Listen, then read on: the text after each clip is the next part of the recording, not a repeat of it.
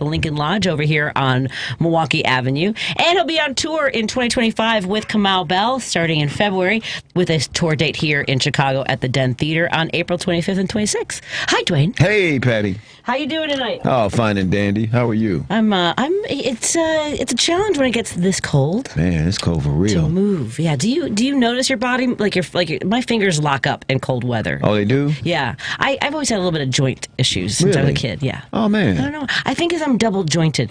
I've never looked into that, but I'm doubled. Yeah. I'm hyper mobile, I think is what they call it. Okay. Yeah. So I'm loosely strung together. I know that's hard to believe. How can you both loosely strung and high strung? Yeah. Well, yeah, because I'm high strung. I'm not tightly wound. Right. Maybe do I seem tightly wound? Maybe that's why I'm so tightly wound. Because you're so loose. Oh, because I'm so loose. Uh-huh. Yeah. I used to be able to put both feet behind my head. Woo! That got a lot of attention in college. I'm just saying. You know. I remember being in the laundry room showing that off, and that's not really the place you want to do that. They don't know where to put the quarters. That's right. You know what I mean? It is. It's a little distracting for folks. Yeah. I think it's one of those things where someone asked me, like people. I really think we were sitting in the laundry room, a bunch of us just shooting it, and somebody said they were really flexible, and someone was like, it really is one of those. You know that scene from Jaws? Have you ever seen the movie Jaws? Oh yeah. Right. So they're all showing off their scars. It was a scene it was a moment like that where somebody was like, I can do the splits, and I was like, I can do the Chinese splits and the American splits. I don't know if you know the difference. American splits are front to back, and then Chinese splits are open forward. Right. Yeah. So, because I was a cheerleader and a gymnast when I was really little. But I was I was hyper. And then so it went from there. Like, can you do this? Can you do this? So I put one foot behind my head, and she was like, can you do both? And I was like, oh, let me see. I never tried. So, yeah, that's how that happened. Man. and everybody in the laundry room just got quiet? Yeah, I don't care. It's all a blur now. But yes, it was just one of those silly things. At any rate, I've always had, joint pain. Oh. I broke my ankle when I was 14. I chipped my kneecap when I was... chipped your kneecap? I was sliding into second base. Oh, uh-huh. Okay, I made a mistake. I will tell you, it was a calculated error, a calculation error on my part. I was a very fast sprinter, and I love stealing bases. And I thought the pitcher looked slow and overweight, and so I was like, "Oh, I can outrun this girl's throw." And she threw that ball dead on into the second baseman's mitt, right here, and then my foot went into the mitt. I tried to kick the ball out, and she turned her mitt over, and I tore ligaments. Oh, that was my torn ligaments. Kneecap. So the kneecap was also sliding into second, but I played for Chicago Public High School, Lane Tech, and I went sliding into second, and they hadn't pounded the second base spike in deep enough. You hit the spike. So I slid and I hit the spike. Yeah. So I chipped my patella. Oh. I hate chipped patellas. Chipped patellas are the worst. Yeah. I opened for him once.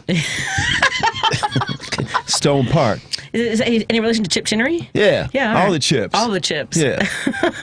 And a few of the patellas. They make a nice ravioli. Yeah. Do you have any broken bones or joints where you can tell? I have a torn hamstring. Oh. I'm pretty sure that's what it is. I never had it checked out, but I was freshman year in high school, and we were doing in gym class trampoline. Oh no! See, this is the thing. Trampoline is horrible.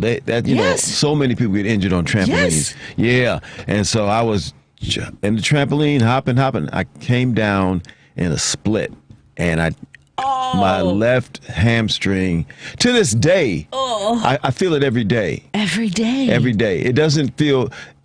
Mostly, it doesn't hurt. If you would press your under your leg with your hand. It's like a tender? It's not even tender. It just sits wrong. I can feel it. Yeah, I can feel it. So you haven't felt right in over 40 years? Yeah, I haven't felt right. Yeah, I haven't felt right since they said it's a boy. But even then, then things got... You had a better baseline than you do now. Yeah, oh, man. Things got progressively worse. Yeah. Yeah, the thing about high school is that I wonder. I wrote an article about this in high school about athletes. I did it mostly about athletes getting hurt between, we're 14, 15, 16, 17 years old, getting, torn ligaments. And, I had friends that had to have, their rotator cuffs were off. Oh, man. All kinds of injuries in high school. And like for what? For none of us were going to go to the majors. Right. I mean, like all injury and no glory. It's right. I mean, and no money. And no money. There were a couple. I will say that there were a couple of guys that after Lane Tech went on to play in the majors or in the pros. I know that there was one, Ishmael Maru. Was it Ishmael who went and played? There were a couple guys from Lane Tech that ended up as professional athletes. Oh, really? Yeah. Ishmael, what did Ishmael he play? Maru, he played football. Oh, really? That would have been in the. I feel like he played professionally. Yeah. Okay. I'll have to take a look. But yeah, there were a couple guys. There was another guy, Jose. Anyway, there were a few, and I know there's one now because he wears just a cool souped up Lane Tech jacket, like in the tunnels on his way to a game. That's very cool. On his way to a professional game? Yeah, he plays. Yeah. Oh, wow. Yeah. Okay, cool. It's kind of like a shout out to the high school. Exactly. And so, but there's only 3 guys I can think of, and I can't even remember their names. Yeah, well. They went to Lane Tech. Everybody else, I went to my high school reunion, my 20th, years ago, so like 15 years ago, whatever it's been. And one of my friends was making fun of me. He was a football player because I had written an article about this young man. I want to say he played for Simeon High School. For opening seconds of a game, wasn't against us. I think it was the opening kickoff, and he went head first into the ground and snapped his. Oh, jeez. Yeah. And so he was paralyzed for life. Yep. So. Oh no! And so I put up a collection at our school for his family, for his recovery, and things like Patty. that. And then at the beginning of the game, like they made an announcement, and the football players said at the time, like they appreciated it, but at the same time they're like, "Come on, we're trying to play. Why do we gotta worry about some other player?" There's no time for compassion. No time for. Well, they were 16, 17-year-old guys. I was talking to my friend. He wants to do a podcast called Varsity Plays Hurt. Okay. Because like when we were basically what I'm talking about was like we would all just act as though we were immortal, and no matter how hurt you were, you showed up and played again. What was the classic, and maybe it still is the classic statement after somebody got hurt? Walk it off. Walk it off. Walk it off in the 80s, 70s, and 80s. Yeah. Probably in the 60s and the 50s and the 40s too. Yeah. Walk it off. Well, that's Jim. Jim will know. Jim, when you were a kid, did they tell you to walk it off, my friend? You're out with me and Dwayne Kennedy. Oh yeah, you better believe you walk it off. In fact, he got the wind knocked out of me, and I took my helmet off. I couldn't breathe. The guy gave me a hard time. I'm like, but last time you're going to see me. That's enough of that baloney. Anyway. Wow. Anyway, I was just thinking about Trump's flea market is the White House. Think of this thing. The average person gets to buy a piece of his suit, or maybe if he wants to open up the Trump University again, maybe take a class, or steaks, or perfume, or whatever else to sell the $2 bills. Perfume, that's the new one. Yeah. Yeah, but Dwayne, think about the people with real money that can buy influence and buy those documents these guys stashed away, and they can, the secrets. And I mean, he's got some big items to sell out of the White House. I mean, you can imagine. Yep. And his son-in-law got $2 billion from the Saudis, so that's peanuts compared to what he's going to get over 4 years. Right, and don't you think? And it's opening up the backdoor grift for, you know what, I'd like to buy 300,000 bottles of perfume, if you know what I mean. Mm-hmm. I mean. Exactly. Yeah, what an outfit. What an if you talk about no class people. These people have no class at all. And anybody who could sit in the way and sell baloney out of the back door is just... that hasn't happened since, I guess it's the 20s when the guy was selling whiskey out of the back. Which one president was that in 1920? I can't even. I don't know about Warren, that. Yeah, Warren Harding. Yeah, he was selling booze out of the back of the White House. Who is he, my uncle? Yeah, really. One of my cousins. Anyway, you guys have a good night. Thanks, you too, Jim. Take care. Thanks, Jim. Yeah, I'll tell you something. Everything is for sale when it comes to the Trump administration. Everything is for sale. Everything. Did you see, like even in Texas, like this guy that wanted to demand that all the schools have a Bible in the school, and look at Bibles are allowed in the schools. It's just that they're not enforced part of the curriculum. Right. Yeah, but they want to make the schools purchase the Trump Bibles. Right. It's ridiculous. It is ridiculous. It's crazy. By the way, so here it was 1988. On October 8th, 1988, Kenneth Jennings, then a junior at Simeon High School, suffered a broken neck in the opening kickoff of a game against Corliss. And that has stayed with me my entire life. And he said he was reborn on that day. This is an article from 2016, I believe. Ooh. Yeah, isn't that wild? Yeah. Yeah, it's horrible, man. But I want folks to know he is alive, and there was an article in the Chicago Tribune a few years ago, and he says he was reborn that day, and he actually celebrates my 27th rebirth day. Was every year he celebrates the date of his accident. Left him a quadriplegic.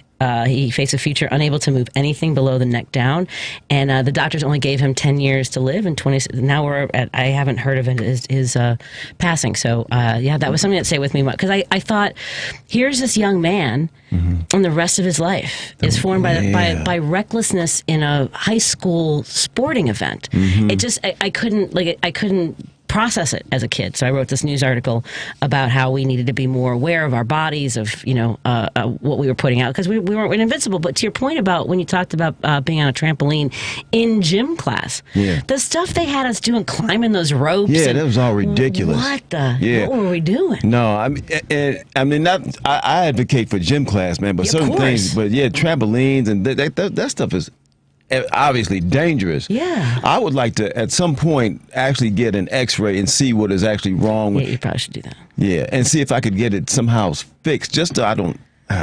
It's distracting. I would like imagine. Every day, it's distracting. I wonder if a physical therapist. I have a great physical therapist right down the street. Might even be able to do an evaluation and see, because they can tell sometimes how your balance, how you stand, because it probably affects your posture and even the rest of your all your organs is how you carry yourself. Well, in his last election, it had me leaning left. It is going to be. I was thinking about this today. It's going to be a really long 4 years. Woo! It's going to seem like 30 years, Patty. And it will, because you gotta what is it? Quantify in Trump years. 1 year in a Trump year is like 8 years. Because I don't want to react to every single thing he does. You can't. It'll wear you out. I know, but at the same time, he did now he's, Time Magazine Man of the Year. Yeah. He rang the opening bell at the stock exchange or whatever, right? And gave this speech about how we didn't have all these things. And I'm like, it's so untrue. He said we didn't have Russia. Dude, Zelensky was begging you for assistance, for aid in order to protect Ukraine against Russia's threats. Right. And you withheld it because you wanted an investigation into Hunter Biden. And the exact thing that you are saying, people are accusing the media of not saying to him when he would make those statements. Right. Just clear. That's not true. You're wrong. These are the facts. Right. And check him every time. Well, and that's what I looked. The news outlets. I'm trying to see because he also said we didn't have inflation, which is impossible. But here's the thing: we didn't have any of these things. We were in the middle of a pandemic in which hundreds of thousands of people died needlessly. You helped facilitate. Yeah, we had the worst. We had the worst reaction to COVID in the world. In the world. All because you chose to ignore it and pretend it didn't exist, which.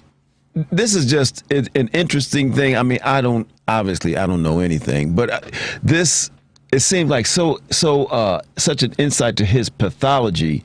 And I just wonder if somehow, because they said, his father was a psychopath and he raised him, if there was even guilt with him, with the very fact that there was a virus that was spreading and somehow he took it personally, like it was his own personal failing. Right. So he just chose to ignore it rather than just saying, look, this is a virus. It's bad. Right. We got to get vaccinated.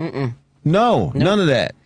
No, I remember him saying it was going to be gone by Easter. Yeah, like a miracle. Like a miracle. It's going to be gone. You're going to be so amazed. Yeah. It's going to be incredible. Yeah. It's going to be a great thing. Yeah. Just that wishful, oh my goodness. And then it gets, Yep. By the time he left office in 2021, unemployment was at 6.4%. Under Biden, it has fallen as low as 3.4%. Amongst black workers, the lowest unemployment rate during the Trump years was 5.3 in 2019.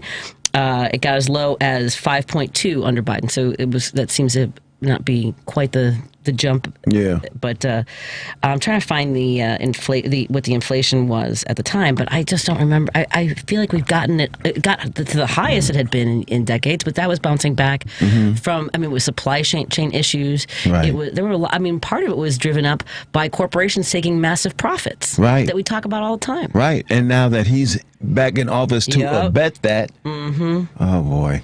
But I don't know, and even Joan was talking about this during her show, all these folks that said they voted for Trump because they didn't believe that he was going to do the things he said he was going to do. So then why would you vote for a guy who lies? You're saying that he's lying.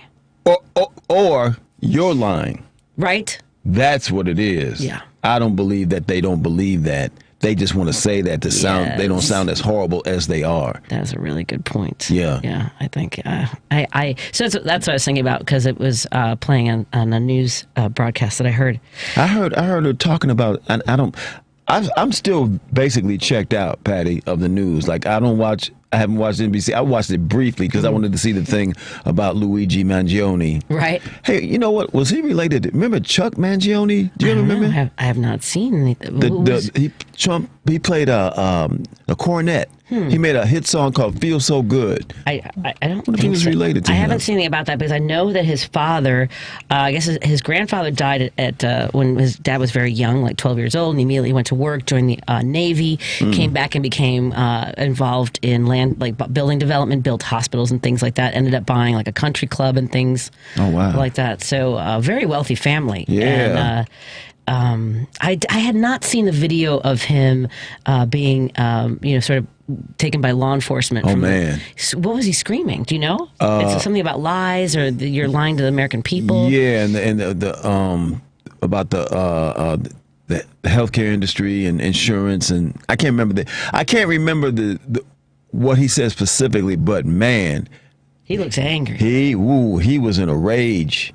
It's interesting that when you see somebody commit an act or hear about somebody who commits an act of violence and you just see a picture or you see them calmly, but when you see that is like, oh, that is what it took for him to do what he did. Right. He's got that in him. Oh, yeah. Oh, he looked unhinged. Yeah. And they also talk a lot about this spinal disorder that he has that causes a lot of pain. So, I will say that there are people who are vulnerable emotionally, mentally when they have severe pain. Not everybody cracks, but some people do. Yeah. According to this news outlet, Luigi Mangione and Chuck Mangione, despite having the same names, there is no connection. Okay. Yeah, he's a flugelhorn player. Yeah, flugelhorn. Flugelhorn, cornet. He had a hit song called "Feel So Good." Oh, there you go. Yeah. Make It Feel So Good, that one? Yeah. Okay. Something like that. Sounds good. Yeah. I still have Jeffrey Owens' picture on my computer, by the way, because we were talking about that. That brother's working it. Oh, somebody told me he's in the new Damon Wayans Jr. sitcom. Oh, wonderful. Yeah. Oh, yeah. That's coming out on CBS, I think? Yeah, CBS. Yeah. It's both of them, the dad and the son, right? Yes. The Wayans. Yeah. It looks like a cute show, actually. Yeah. Okay. There's a show that I love called The Neighborhood. Have we talked about this before? The Neighborhood with Cedric the Entertainer. Mm-hmm. It's a white couple moves into a black neighborhood. Right. I really enjoy that show tremendously. I've been watching it. Yeah. Okay. I like it a lot. I've recommended it before. I believe I've recommended that before. A friend of mine, Tracy Lords, writes for that show. She's a comedian out of, I believe she's now living in Indiana. I ran into her over the last summer, whenever we had the SAG strike. So I've been like, God, oh wow, time is weird. Time is a concept, Patty. I don't know what is happening anymore with time. Well, you know what time it is? Time for me to take a break. So all right. Dwayne Kennedy is appearing at the Den Theater, the Lincoln Lodge this weekend. The Lincoln Lodge on Milwaukee Avenue. He'll be there Friday and Saturday. Go to Lincoln Lodge website to find out information about tickets. And he'll also be touring with W. Kamau Bell starting in February with a stop in Chicago, April 25th and 26th at the Den Theater, also on Milwaukee Avenue. A lot going on Milwaukee Avenue. Yeah. We're on Milwaukee Avenue. Everything's happening. Leave it. You can't. Yeah. You can't get off. Does Milwaukee Avenue run all the way up to Milwaukee? It does. That's why it's called Milwaukee Avenue. I got to do that one day. Take that drive. Is it Yeah, it's not bad. continuous? I think it's a straight shot. As far as I don't think it bends or anything like Sheridan. I know you take Sheridan from from Kenosha sometimes. Yes. Yeah. So I don't think because that kind of bends in some spots, doesn't it? Yeah. I don't think that Milwaukee Avenue does. 773-763-9278. Is it a straight shot from Chicago to Milwaukee? I believe it is. What about Green Bay Road? Does that run to Green Bay? Oh, interesting. Now, hey Steve, my husband went to school near Green Bay. We'll have to see if he took Green Bay all the way up there because he lived in Evanston, right off of Green Bay Road. Yeah. So we'll find out from text and phone call. 773-763-9278. We'll take your phone calls when we come back in just a moment on WCPT. I said it already. Heartland Signal. All right. Can't say it enough. Yeah. Heartland Signal, WCPT 820. Tom Hartman. Autocrats generally, particularly those autocrats who have narcissistic personality disorder and are sociopaths, as is, in my opinion, Trump, typically do not tolerate high-profile people around them. They want to be the star of the show, and that's certainly been the history of Donald Trump. The only people that he will tolerate around him are people who, when he says, kiss my ass, they fall to their knees. The Tom Hartman Radio Program. Weekdays 11 a.m. to 2 p.m. on WCPT 820, where facts matter. You're listening to WCPT 820, because facts matter. Patti Vasquez is taking your calls now at 773-763-9278. Driving it home with Patti Vasquez now on WCPT 820. I am quickly trying to Google whether or not Milwaukee Avenue goes all the way from Chicago to Milwaukee in a straight line. But to Milwaukee, let's see, Milwaukee Avenue. That has to be right. There are like little tidbits of trivia that are in the corners of my brain that pop up every once in a while. And I just remember a high school teacher telling us, about the longest streets in Chicago and the street with the most used car dealerships, which at the time I believe was Western Avenue. Yeah, it might still be the case. It looks like it's a straight shot. Yeah. Wow. Where does Milwaukee Avenue start and end? Desplaines. South end is it Desplaines and Kinsey? Oh, no, it says north end. It ends in Gurnee, Illinois. That doesn't sound right. All right, then fine. Okay. All right, we'll find out from folks. Roosevelt, you're on with me and comedian Dwayne Kennedy. What's on your mind, my friend? Patty and Dwayne. Hey. Bonjour. Bonjour. Je sais quoi. I wanted to be. You are getting all fancy on I me. don't know any French. Qu'est-ce que c'est, mon chéri? Okay, guys. I'm calling. I'm calling because I don't think this is ever brought up on your show. Why is it that all these multi-billionaires, and to be more specific, the richest man in the world, flock and go to the United States when everybody that's basically a Republican is said, they always say, without rich people there wouldn't be any jobs. So why do they flock to pay such heavy taxes? Because all the rich guys, all the billionaires say that they pay so many taxes. So why would they go to a country that they're gonna pay taxes? Because it's not true. Right. That's what I was going to say. Because they can put their money in offshore accounts. There's actually which state is it? Was it Wyoming that has like the loosest tax or financial disclosures for rich people to put their money there? I remember there being something about that being a location for a lot of these big corporations to just sit their money and just yeah. But guys, I often wonder that, especially now that he basically got him in. What I'm talking about, Elon Musk, because he have meetings or at least talks on the phone with Putin. So they cooked up the scheme of convincing our young people that the situation was bad as far as the economy, as far as their future, and basically that's what helped them. Because I don't know if you guys can verify this. For the first time, young people didn't vote for Democrats, and they usually vote for Democrats because in the universities they're more liberal, so-called.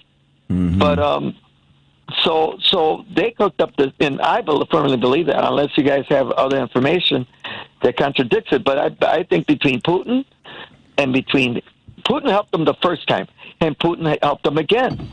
But with the aid of Elon Musk, because they cooked up, in my opinion, they cooked up this plan of convincing young people and convincing other people that they were voting against their own interests. And to be more specific, Jonas Pesita brought up something very interesting, which I believe is true. They convinced Latinos, to be more specific than that, Mexican Americans that are here with papers, to vote against their own people because they're scared that they were going to lose their jobs. And the fear factor came into play, in my opinion. So it always works with the Republicans. Go ahead. Don't you think not just Mexicans with that are undocumented, but from what I heard from a friend of mine who runs his own company, he has a business with franchise outlets. He said that there was a lot of resentment at his work locations between the Mexican immigrants and folks that are coming here with refugee status, whether it's from Venezuela, because they're processed differently and what sounds like more quickly. And then once they would get their paperwork squared away, they would just quit. Whereas Mexican immigrants would put in the time, the work, and keep showing up. And I'm painting that with a broad brush based on what my friend who owns this company has told me. And I was a little bit surprised because his mother was like a lifelong Democrat, and he was kind of pushing back on all the stuff that we talked about for years. I was at his mother's funeral, and I just made the assumption that we were still on the same page politically, and we are not. And yeah. So, but he was telling me about the animosity between Mexican immigrants and people who are coming here from other parts of Latin America who seem to be getting sort of more seems to them as a privileged status. Plus, you mix in all these lies about they're getting $20,000, they're getting apartments, they're getting houses, and they're getting manipulated, as you've mentioned, by Spanish-speaking radio stations. Totally agree with you, and let me add a little bit to that. And this is the way I look at it because of what you said and because of what I've heard on the radio stations. They don't seem to, and I try to beat it into them because practically I got tired of saying verbally. the same thing. You mean verbally, right? Verbally, yes. Exactly. I'm sorry. Thank you for correcting me. But here's the thing. Basically what you said is right on target because they're getting all these things for free. A big factor is the fact that they've been trying for decades, to be specific, 2 or 3 decades, trying to get their papers legally, and they don't seem like it's fair. They don't look at it as fair, I guess, if I was in the same situation. But they're ignorant of the way things work in this country, which is by our Constitution, which is by our laws. And I kept on saying this. I've had it in my family where, my uncle got caught twice, and twice he was sent back to Mexico. But what they don't understand is the way our Constitution helps out people that come from countries where they have dictatorships. But yet I would say this. We had it before in the 60s when Johnson was the president and gave the go-ahead for Cubans to come to this country. Yeah. And because of our laws and our Constitution. And here's the mindset. I don't know if you noticed this, Patty, but I'm deeply soaked into this thing that Mexicans, to be more specific, they think, and I said, there is no prize by the fact that you work hard, because they always mention, we are very hard workers. No doubt you are, but you don't get to be papers just because you worked hard for 10, 20 years, and I'm sorry to say it that way, but it's reality. Right. I go, because we have to go. And as a matter of fact, they brought this up yesterday. This guy that's a Democrat, Mexican-American, he's like above 70. And he said, you guys keep on calling Obama the deporter-in-chief, but you got to remember what happened before that. 2 towers went down, and a lot of laws were implemented by Bush that affected the fact that people were deported to Mexico, and that's why Obama was forced to follow what the other guy had set in motion. The Patriot Act. Remember the Patriot Act? Yeah, of course. That's one of the factors. Homeland Security. All that affected these. It wasn't specifically Obama saying, well, I want all these people to go, Right. It wasn't him. He's not a dictator. So there was things that were implemented. Remember those colors that they came up with, Cheney and Bush? We would be going to Marmont. Remember those? And the colors and how serious they had us on what the scare level was. Colors. Yeah. Oh, right. That's exactly. Right. Yeah. Yeah. So all that stuff. I remember going to my mother. Yeah. So they were controlling the fear factor. But back to the animosity between refugees and people that are here without papers. And I guess if you're in the situation, I go, It doesn't work that way. It doesn't work like what Obama came in and he started deporting people like crazy. It were things that were implemented before when Bush was in there, and things that they put that into, and it played a role on the way people thought of Democrats. That's why they keep on voting for these people like Trump. But it's always a fear factor. But back to the rich people. You know, you look at all the people that have come from South Africa, Australia, that are multi-billionaires and have had an impact on our elections. They've had a big impact on our elections, but they're not welcomed in the country where they came from. You know, like, what's that guy, Murdoch? Right. You know, so they help. These rich people that came from other countries, not only did they go ahead of the line, which I always hear that, they always go ahead of the line because they're able to pay. Look at Melania. There's an example. Einstein. Do you believe Melania's an Einstein? You know? Right. So, no, you know, nothing they say carries any water. And look, you know, the amount of migrants and immigrants and undocumented that were expelled under Trump was lower, as you mentioned, than it was under Obama and under Biden. And part of that was because the wealthy want to keep their supply chain of exploitable labor. Yeah. So yeah, absolutely. I just hope that the avocados don't go up too high. Yes, I love avocado. Yeah, we'll have to find our healthy fats somewhere else. Yeah. I was reading about the pineapples today, but Oh boy, that had nothing to do with I got to dogs. run. We have a guest on the line. I've got to run to my break. Thank you for giving me some time here. Absolutely. Bye-bye. Thank you, Roosevelt. Let's take a break here. We'll continue our conversation. And coming up in just a moment, we have our friend Shawn Childs from the Hope Foundation joining us. No Kids Die in the Shy in a moment with Dwayne Kennedy, guest co-host in studio. And he'll be appearing at the Lincoln Lodge comedy venue this weekend, Friday and Saturday. More in a moment. You're listening to WCPT 820. Here's the latest Chicago weather update. I'm meteorologist Ray Miller from the Weatherology Weather Center. We'll see partly cloudy skies tonight with a low temperature around 10 degrees and winds out of the northwest at 5 to 10 miles an hour. Friday, cloudy with a high temperature of 28 and northeasterly winds at 10 to 20. Saturday, rain likely, particularly in the afternoon, with a high temperature of 43 degrees and breezy southeast winds. Sunday, chance of rain with a high temperature of 46. Monday, good chance of rain, high of 50. That's the latest Chicago weather update. Right now, it's 15. This is Chicago's Progressive Talk, 820 AM, WCPT Willow Springs, and online at WCPT820.com, where facts matter. Think Theory Radio. Manipulating the masses is more utilizing propaganda, gaining a wide quadrant of the public, where crowd manipulation is more focused, like the divisionary tactics of these political parties. They utilize certain talking points and phrases to target specific groups that they want to maneuver and empower and get them to do their bidding. Think Theory Radio with Damian Perdue. Saturdays at 6 p.m. on WCPT 820. Have you heard? Affordable healthcare is better than ever. And right now there are more carriers and plans to choose from. If you're between 18 and 64 years old with a household income of $25,000 or less, this message is for you.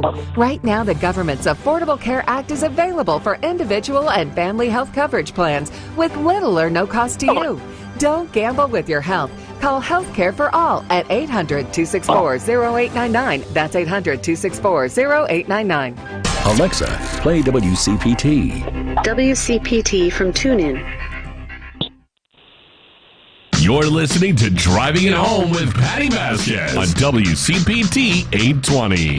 Thank you so much for continuing to drive it home with me. It's forward motion, Dwayne. That's what we have to keep thinking about. Is forward motion. That's all I'm saying. Like lemmings. Like lemmings. I don't know if that's over the cliff. No, not over the cliff. Okay. Dwayne Kennedy is appearing at the Lincoln Lodge comedy venue this weekend. It's one of the great comedy venues in Chicago. It's also a 501c3. It's a nonprofit bringing entertainment and value to the community, and really love that. I love that venue so much. Yeah, they had people could vote there Oh, Did there you you know go. that? I did not know that. They had a big old voting booth one time I was there. Like, what's that voting booth? Because they're a 501c3. Yeah. That makes sense. Oh, well, speaking of 501c3s and organizations that are helping the community, we have the founder of House of Hope Foundation, Shawn. Shawn joins us on the line. Shawn Childs, and really such great work that you do. I'm thrilled to welcome you back to the show, giving our kids a chance to grow up. How you doing, my friend? I'm fine. How you doing? Very well. It was wonderful to see you a few weeks ago. Thank you so much for coming out to support the One Aim organization and our mission to end gun violence. Yeah. And you told me that evening that great things are happening with the House of Hope Foundation. Catch us up. Yeah, God is good. First of all, One Aim does great work, and I reached out to them. I really want to do some work with them because they're really making things happen. So they did reach back out to me and said we're going to connect and try to do some things. But with prayer and coming on your show and reaching out to people, I finally was able to get approved for a small grant. I haven't received it yet, but this will be the first one that the Household Foundation has ever received. I haven't actually got it yet, but I got approved. So with the grace of God, the funds will come. On top of that, we opened up our location. So I got my brick and mortar back open. My foundation is open now. It holds 50 to 60 kids. We've been up and running now for about 3 weeks, and this is still out of my pocket. So the funds are still coming out of my pocket because I felt the need that our kids needed a safe haven. So it's basically open after business hours. Majority of the organizations close at business hours, 9 to 5, 8 to 5. Mine's open at 5 till. So if a kid needs to come in somewhere, speak to someone, he's in danger, he's in trouble, someone trying to bully him, or he's having problems at home, he can come to our organization, we can talk about it, have a conversation, and we can find resources for him. So what we do is 24 hours anti-violence training. We do trauma training. We do bullying training. We also teach them how to respect their parents, good grades in school. We also have classes where it's that if a kid want to get out of a gang, or if a kid feel like he's been pressured in the gang, if a kid feel like, the criminals is trying to make him sell drugs or anything like that, we show the kid how to get out of that thing. So that's what we've been doing now. So with the blessing of God, my foundation is open. It's on 3908 West Division in Humboldt Park. We're open 7 days a week. And it's a wraparound program where if any youth going through something and they need our help, we're there. And when it comes to a lot of the training that you're talking about, whether it's gang intervention, somebody who's feeling pressured to join, or bullying, are you what kind of folks are you working with, or is this something that you've gotten the training to sort of guide kids? Because bullying is something that really shapes people, and it can go either way. And the kids that bully, I mean, they're still kids. It's coming from somewhere, whether it's stress at home or school, and they lash out. So tell us a little bit about those programs. And then what we have to understand, when we hear the word bullying, we think about bullying on TV. The kid push a kid, he start crying. Bullying, that's not bullying these days. Now the bullying is this kid threaten this kid on social media, and this kid come back with a gun. So that's the bullying I'm talking about. Yep. I'm talking about the serious bullying where the kid in 7th grade is being tortured so bad that he want to commit suicide. The kid that's being messed with so bad that now he's bringing a knife. I have a young man now that almost stabbed a young man 2 weeks ago because they was bullying him so bad in school, wasn't doing nothing about it. The kid brought a knife to school, and when he brought the knife to school, the kids tried to bully him. He's about to stab him. The problem is, once they got both the kids together, they called DCFS on the kid with the knife. So I had to come in and intervene and say, look, this kid been crying out for help for the last 3 months, and nothing has been done. Now he's trying to protect himself, and you guys want to call DCFS on him. The same thing that happened in our communities. It's almost the same in our community, where the young man is going through so much bullying and pressure, then he get a firearm to protect himself, and then when he get called, what happens? Now he go to jail for 10, 15 years. So it's just a lot. But what I do is I'm connected to other professionals that works with trauma training. I'm connected to other organizations where I can reach out and say this kid needs mental psych help, or he needs trauma training help. Don't get me wrong, I have a lot of knowledge in what I do, but I'm not going to say that I have knowledge in every area. The good thing is I'm connected to all the other organizations that if I reach out to them, they're right there. I can send them to them or they'll come to me. So I have a lot of avenues. By me doing this work for so long, people love to connect with me. They say any help, anything I need as far as when it comes to these kids, they're willing to do it. Because like I told you before, the age gap for helping kids now is 17 and under. We just lost but 10 kids within the last 6 days that was 15 under. 15 under being shot dead. And we're not even making a fuss about that. Within the last 30 days, 4 kids, 15 has been killed because of the war on the south side of Chicago. And it's like we're not even making a fuss about that. And that's what we need to be worrying about the next generation. That's what I'm focused on, because the next generation is the ones that's going to rule this world. And it's like we're not making a fuss on it, but that's the work I do.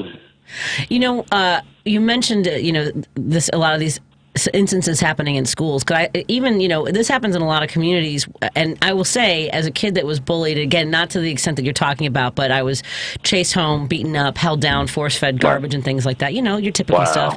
But even like, so from that happening in 1980, 81 to when my older son went to school, in both instances, I went to school, one of the kids tried choking my son, right, on the stairwells and would throw things. And the reaction from the teachers, both times, both in 1981 and then about 10, 12 years ago, was, well, it didn't happen during school hours, or we didn't see it. And it is like, how, I don't know what that resistance is from CPS getting folks in that can, again, be, crisis moderators and things like that for these kids. Have you talked to people? Yeah, go ahead. Yes, because, not to cut you off, but the problem is, this is the problem, and I hate to say it, CPS, a lot of CPS schools now is going off a rating, a 1 through 10 rating.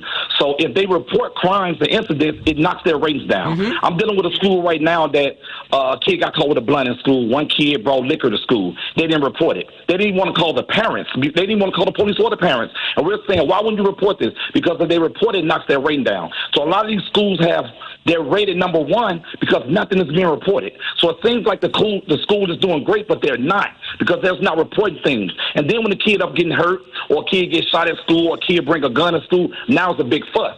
But we've been trying to, go to the principal, go to the deans, and contact CPS about these schools for so long, and nothing's being done about it. I'm trying my best to be able to get my organization and other great organizations inside these schools, so we can work with these young men, so we can work with these 7th graders, these 6th graders, and we can get them up to speed at 5th grade, and let them know that you don't have to do this. You don't have to be a gangbanger. You don't have to try to mess with pills or perks or weed, because nobody is educating them on that. There's no prayer in school, and there's nobody in school to show these kids that if you do this, you will die. If you do this, it will go wrong. No, they're not doing this. Like, everybody want to keep it secret, almost like history. They just want to hide it because I guess it's too much, and I feel like that's what's hurting our kids. Not just the school, but that's part of it. And I know you've had some frustrations with our current mayor. Had you, early on during Mayor Johnson's administration, been able to connect with him and have some of these conversations, or at any point since then? No. I reached out to his assistant a few times, and he reached out to me. I mean, like I told you before, the mayor, he has so much on his plate. I mean, I like what he's doing as far as the wraparound programs for our youth. He got a year-round programs giving youth jobs and things like that.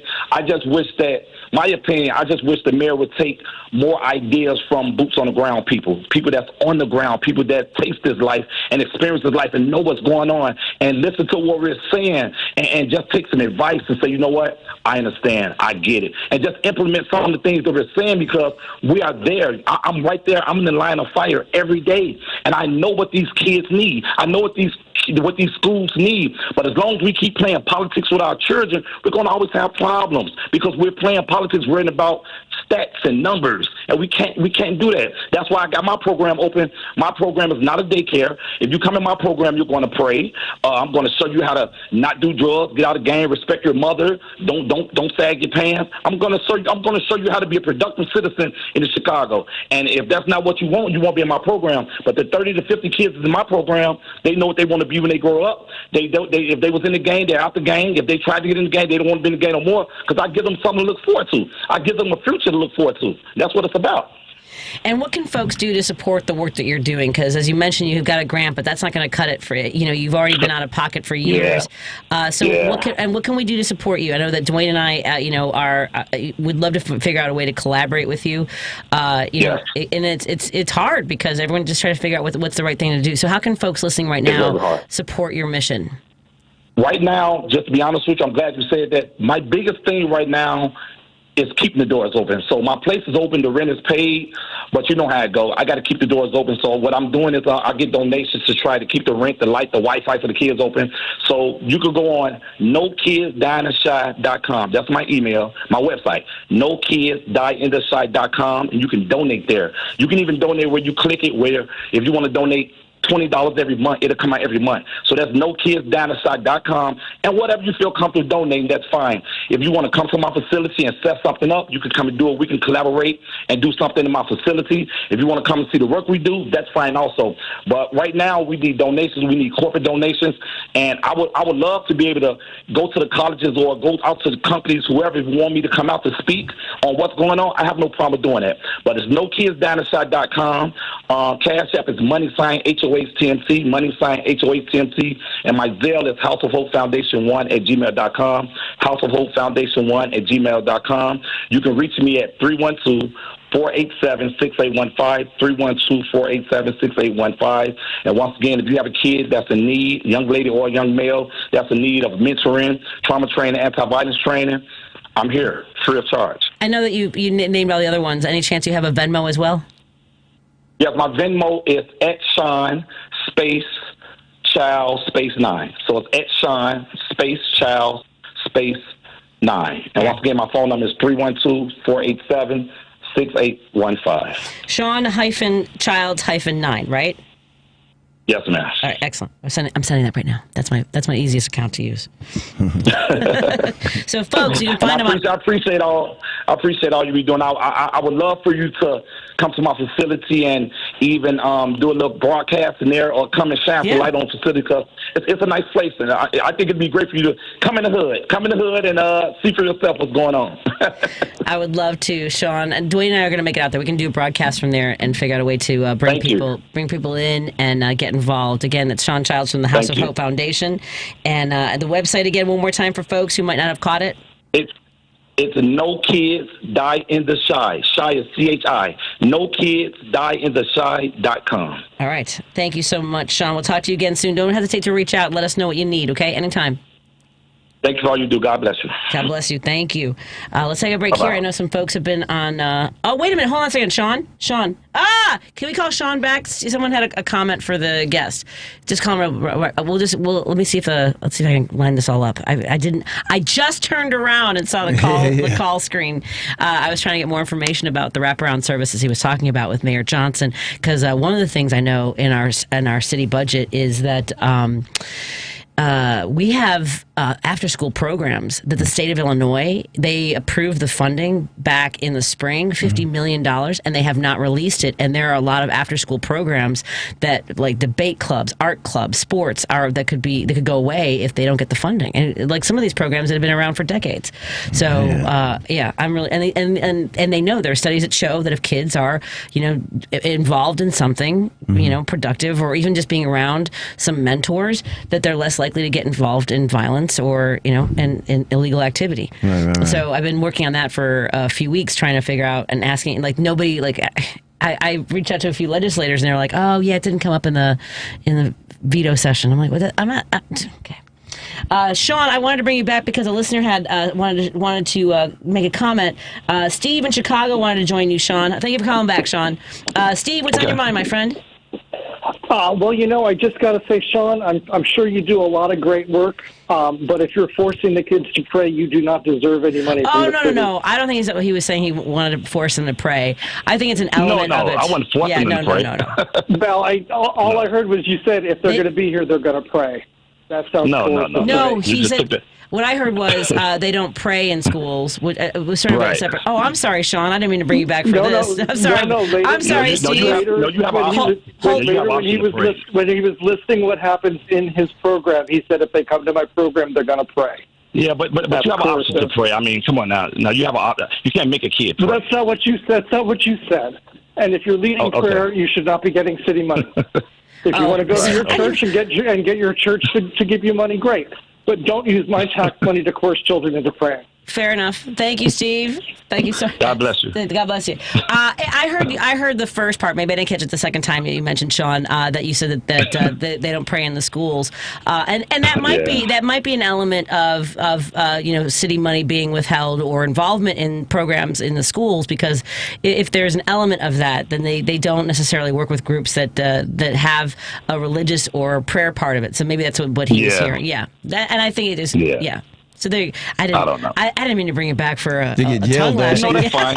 I believe in God. I believe in God. It's no secret. I believe in God. I believe in Jesus. If a kid is a young kid, they have the right to make their own mind up. They make their own mind. So if kid, they need help, we help them. If they don't want to pray, they don't pray. We would never force a kid to pray. That's a kid. I mean, come on now. Our job is to try to save a kid's life, help the best way possible. That's what we do. So he just took that totally wrong way. And the work that you do is driven by your vision.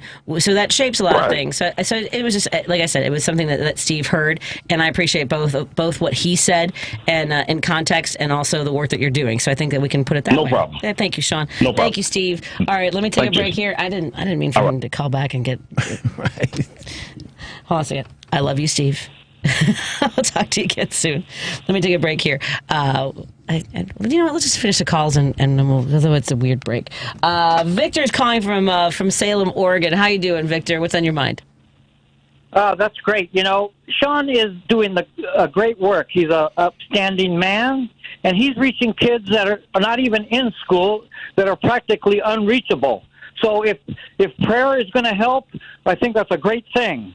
That last caller, he needs to find himself a new life. Okay, all right. I'm not going to let my guests and my listeners go after each other. I understood where Steve. But that's not why I called. I know, but hold on a second. Patty. I know. I think that Shawn was passionate about what he was saying and kind of threw that in there. If you're going to be at the structure of it, and Steve, you should do a GoFundMe page. Yes, a GoFundMe page. I agree, and I think Steve doesn't want tax dollars going towards somebody who says they're going to make someone pay. Well, hey, the reason why I called Patty. Yes. You and your guest Dwayne, you guys are brilliant. Oh, and Donald Trump is on the Time magazine as Man of the Year, but if you look below in fine print, it says, convicted felon and rapist of the year. Oh, wow! Oh, so he was. That's the cover of Doing Time magazine. Oh boy! Yeah, right. Exactly. Yeah. Everything Donald Trump touches dies. So we'll see how long Time magazine is in publication. Yeah. You see what happened when he went to McDonald's? They had an E. coli outbreak, now McDonald's. They sure did. It's not funny. They sure died, did. And Not funny. And correlation isn't always causation, I guess. Exactly. And not only that, McDonald's is projected to lose $1 billion because of Donald Trump's visit to their establishment and making making fun of people. But the thing that I really want to say is Donald Trump nominated Peter Hegseth for the Department of Defense. But he's not only a drunk, but he takes advantage of women by giving him. This one woman said she was raped by this guy, and she went up and had a drink with him, and after that one drink, she passed out. Obviously, he had this was a common way of Pete taking advantage of women, and I bet more women will be coming forward and saying that they have been raped by this guy. Go ahead. I'm sorry. Go ahead. His nickname is Little Peter Hogshaft. Oh dear. Not Hegseth. Now the reason why that is, if you look up the on the internet what the sexual organs of a pig is, then you'll understand why he drinks so much. So I don't. That's not I know it doesn't sound funny now, but it will once you look it up. It's not coming up with a. Okay. Thank you so much. And mostly we're thrilled that you called us brilliant. We'll take that every day of the week and twice on Sunday. Thank you, Peter. Good to hear from Oregon. I love your part of the country. Talk to you again soon, my friend. Be well, okay? Okay. Take care. I love you too. Ciao. Thank you. Ciao. Hogshaft does not bring up anything associated with Peter Hogg. Okay. At any rate, and I don't know if I want to look for any images. Yeah. What about Hogwarts? That's Hogwarts. By the way, Steve from Chicago, another listener, says that you're spot on.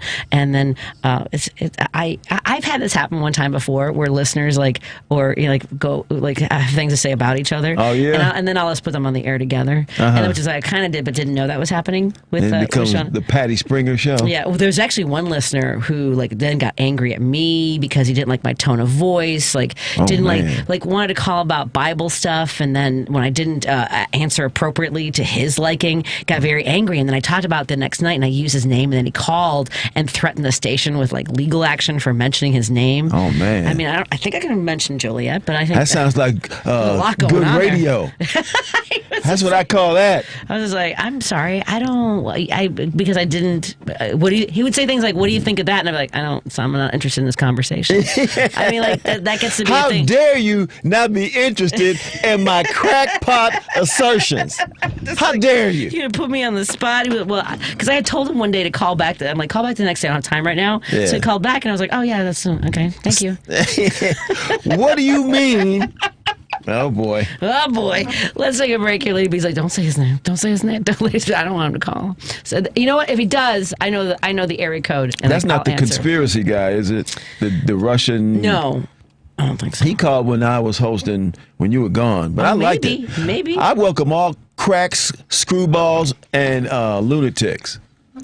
I only give you a short amount of rope, and then I yank it back. Yeah. And my poor Dan Schaefer said, because Dan, so I listen, right, when you guys are, and sometimes I want to call in, but if somebody's on the air, poor Dan Schaefer, so I was in Los Angeles, and I heard one of our callers just spew all these lies, and it was going on, and I had to call, and Paul Shivari just put me on the air without giving poor Dan a heads up that I was calling. So I was like, stop it right now. I'm yelling, and people thought that somebody had picked up the phone in this guy's house, and his wife was yelling at him. But yes, anyway. Gets out of control. Let's take a break here. And Terry is on hold. We'll get your call when we come back on WCPT 820 Heartland Signal. I'm probably going to go short on the. Can I go up and down with the volume on what happens at the top of the hour? You know what I mean? Okay, I'll be right back after this. We'll figure it out. Wait, hold on a second. Ooh, let's play this one. Hello, fellow progressives. Attorney Tony Moray here. I want to thank all the WCPT listeners who have put their trust in me. I know that nothing is more important to you than your family, and it is an honor to be trusted to help carry out your wishes. Planning your estate can seem overwhelming, but it doesn't have to be. My 30 years of experience will help guide you through this very important process to help preserve your family legacy. Whether it is drafting a living trust or a will, I will be with you every step of the way. In my practice, facts matter, so advertising on WCPT has been a perfect fit. We can get things started if you call me at 847-996-0496. The initial meeting is completely free and there's no obligation. All it takes is one phone call. My website is moraylawoffice.com. That's Moray spelled M-O-R-E-E. As I say, sometimes the first step is the hardest. But all you need to do is call me at 847-996-0496. Chicago's Progressive Talk, WCPT 820, where facts matter. Driving under the influence of marijuana is illegal, and law enforcement officers can tell when you're driving high. If you feel different, you drive different. Drive high, get a DUI. Paid for by NHTSA. AP News, I'm Ben Thomas. Diplomatic efforts aimed at ending the war between Israel and Hamas are picking up. In Jerusalem, National Security Advisor Jake Sullivan on the tenor. Surround sound of these negotiations is different today than it has been in the past. And then the other point is that the people involved in these negotiations seem to me to have a little bit of a different feel about things than they did before. That's less measurable, but I think still present. But Norman Hall reports Israeli strikes continue. Just hours after the Biden administration raised hopes of a Gaza ceasefire deal, Israel launched an airstrike in the central Gaza Strip. Officials at 2 hospitals say they've received a combined total of 25 bodies. Palestinian medics also reported that 40 people, most of them children, were receiving treatment at 2 hospitals. Israel's offensive since the October 2023 Hamas attack has killed over 44,800 Palestinians in Gaza, more than half of them women and children, according to the Gaza Health Ministry. The Israeli military says Hamas hides among civilians and that it has killed over 17,000 Hamas militants. The Justice Department watchdog report on January 6 finds FBI missteps before the Capitol riot, but Alana Durkin-Richer reports no undercover FBI agents were present at the January 6, 2021 riot at the U.S. Capitol, and none of its informants were tasked with participating. The report knocks down a fringe conspiracy theory advanced by some Republicans in Congress that the FBI played a role in instigating the events of January 6. President Biden's commuted the sentences of roughly 1,500 people and pardoned another 39 in the biggest single-day act of clemency in modern history. Inflation at the wholesale level picked up sharply last month, and stocks sagged again, the S&P 500 losing 0.5%. And President-elect Trump rang the opening bell at the New York Stock Exchange this morning. This is 8:20 a.m. WCPT Willow Springs and streaming worldwide at WCPT820.com. We are Chicago's progressive talk, where facts matter. Now, your WCPT 820 weather update. I'm meteorologist Ray Miller from the Weatherology Weather Center. We'll see partly cloudy skies tonight with a low temperature around 10 degrees and winds out of the northwest at 5 to 10 miles an hour. Friday, cloudy with a high temperature of 28 and northeasterly winds at 10 to 20. Saturday, rain likely, particularly in the afternoon, with a high temperature of 43 degrees and breezy southeast winds. Sunday, chance of rain with a high temperature of 46. Monday, good chance of rain, high of 50. That's the latest Chicago weather update. Right now, it's 15. This is a WCPT Veteran Minute. In the mid-1800s, many American women were expected to follow what history calls the cult of true womanhood, where men would go off to work and women would stay home, taking care of the house, their children, and husbands. During the Civil War, many women left their homes to join the fight. Thousands of women from the North and South volunteered to join brigades, while over 400 women disguised themselves as men to fight in the war. In the Union, 20,000 white and African American women worked as nurses, traveling from hospital to hospital, offering care to wounded soldiers, even helping to convince the government to create the United States Sanitary Commission to create a preventive, hygienic, and sanitary service for the benefit of the Army. During the Civil War, women were faced with new duties, challenging many men's minds for what should be a proper woman's place.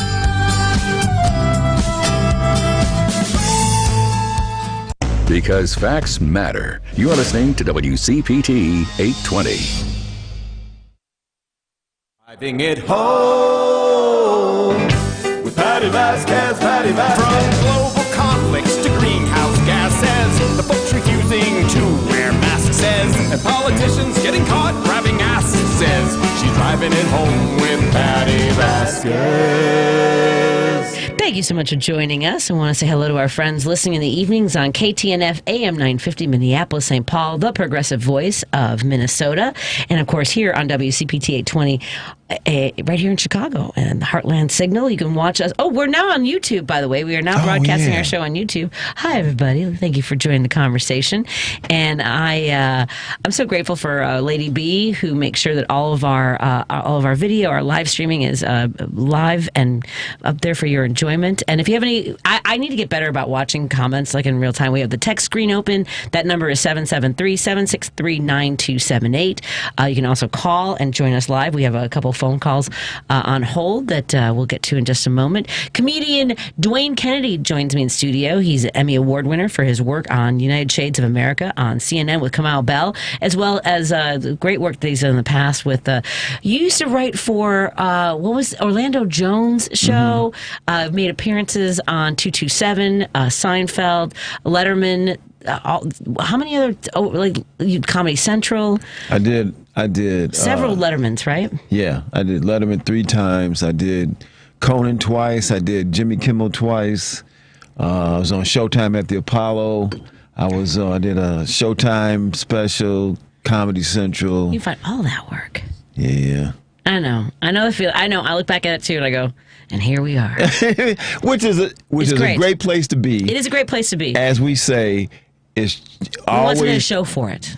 Well, yes. I mean, and not the work in itself is rewarding, but also money would be cool. It would be very nice. Yes. I did a show at Babs. You know this new venue? I just heard about it. Fantastic. That's what in I just Forest heard. Park. Oh my God. Owned by a woman. Babs. Yeah, owned by a woman. Her name is Emily Rodriguez. She's a former ballet wow. dancer. Yeah, if you go to her Facebook page, and she's an improv performer. She's fantastic. Oh, and man. make sure I have her name right. I know her last name is Rodriguez. She's.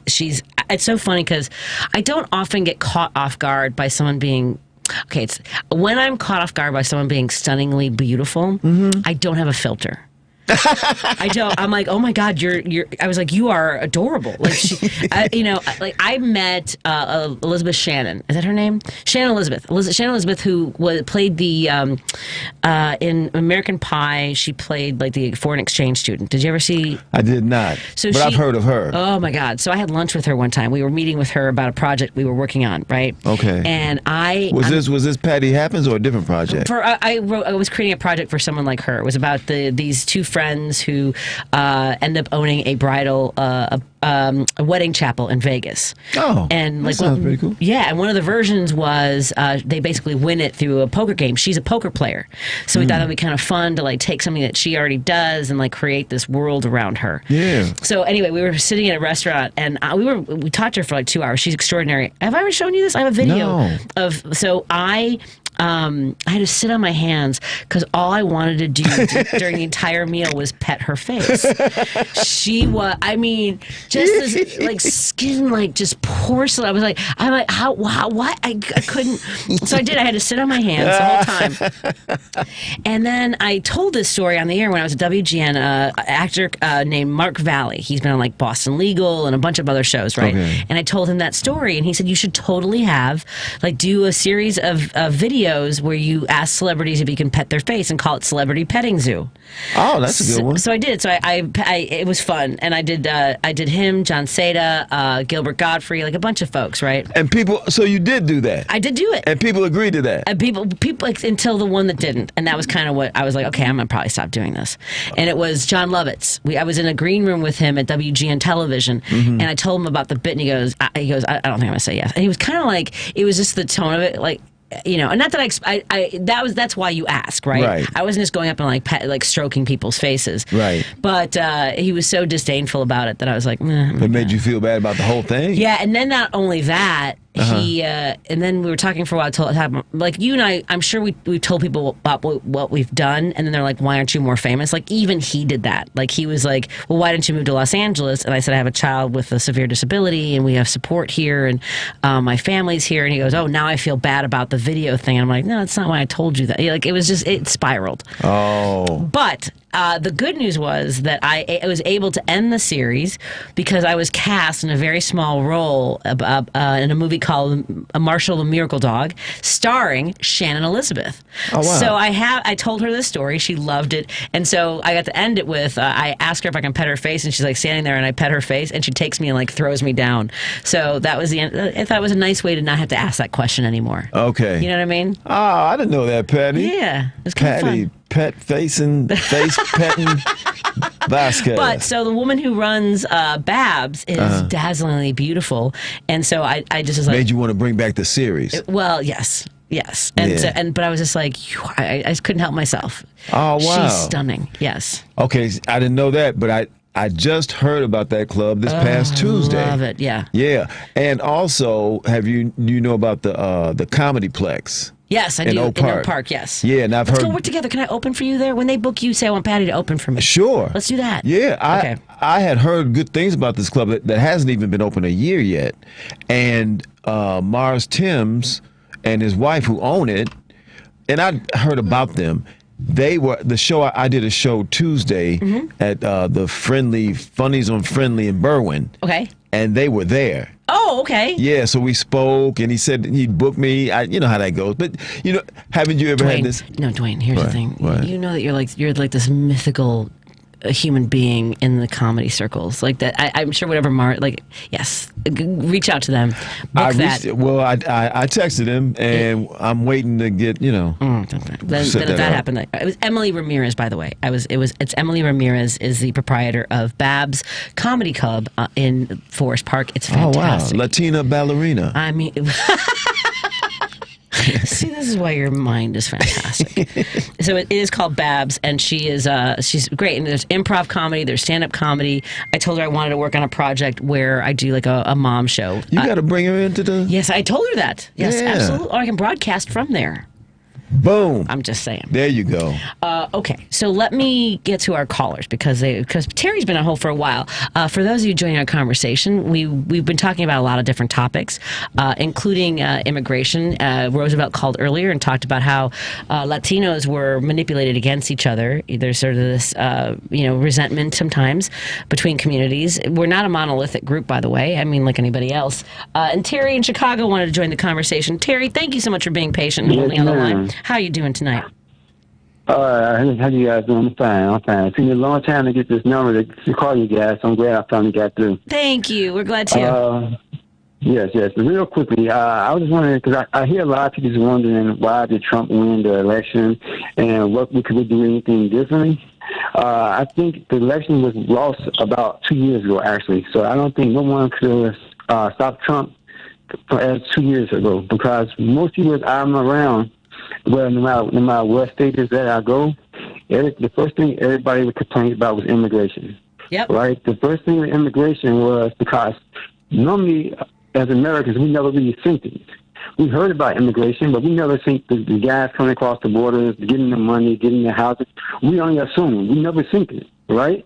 But over the past few years, we were able to see it in live, in front of me in live as it's transpiring, So we have like family members who worked at grocery stores or either at the city of Chicago, and we had everybody was catering to.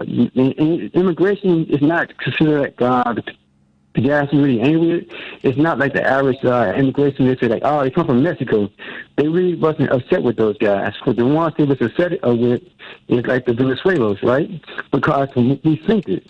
We think them get the free housing. We think them get the free SNAP. People say, oh, you didn't see it. It's just somebody that manipulated. No, actually, guys were screenshotting the receipts of guys leaving the grocery stores. That's how people think the money. And on top of that, the guys who had like 200-300 buildings and everything, they was trying to get their buildings vacant because the city was paying 6 months of rent up front for them to have a temporary permanent housing. And to your point, so this wasn't something someone. Yeah, and to your point, so one of the things that has stuck in my craw for a long time, and this is some research that I had done for my day job.